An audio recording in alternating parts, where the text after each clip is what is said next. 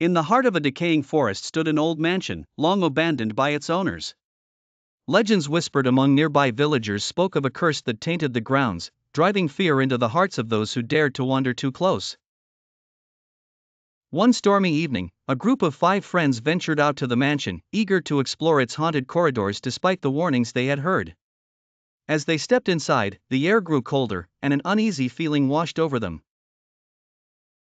The group consisted of Emily, a skeptical journalist, Mark, a history enthusiast, Linda, a thrill-seeker, Jack, an amateur paranormal investigator, and Sarah, who possessed a mysterious sensitivity to the supernatural. The rain pounded against the windows as they moved deeper into the mansion, its once grand halls now filled with shadows and sinister echoes.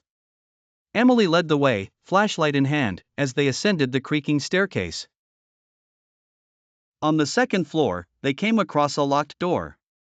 Jack, eager to prove the presence of spirits, managed to pick the lock, revealing a dusty study untouched by time. They entered cautiously, the flickering beam of their flashlight scanning the room. A portrait hung above the fireplace, its eyes seemingly following their every move. Mark's curiosity got the best of him, and he reached up to touch the frame. As his fingers brushed the surface, the temperature in the room plummeted, and a strange, guttural whisper filled the air. "What was that?" Linda's voice trembled. Before anyone could respond, the door slammed shut with a deafening bang. They were trapped. Panic set in as they tried to open the door, but it wouldn't budge. Sarah, feeling a presence, closed her eyes and murmured something unintelligible.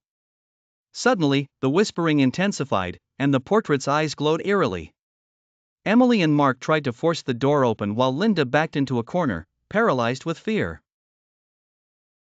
Jack aimed his camera at the portrait, hoping to capture evidence of the supernatural, but the device suddenly malfunctioned, its screen displaying only static.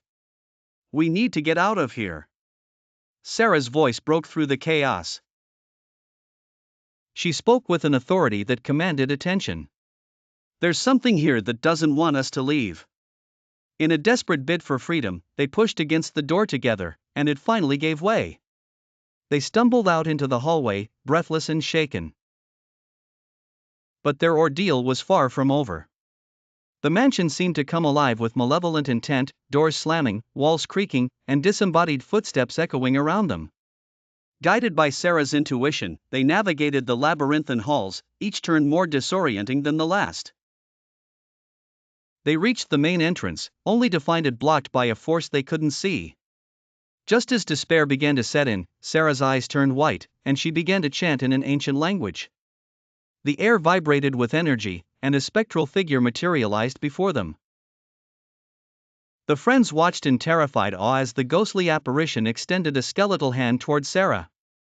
There was a blinding flash of light, and then silence. When they opened their eyes, they found themselves outside the mansion, the storm clouds parting to reveal a moonlit sky. The ancient curse had been lifted. Scarred but alive, they vowed never to speak of the night's horrors again, leaving the mansion to crumble into oblivion, haunted only by the echoes of their terror.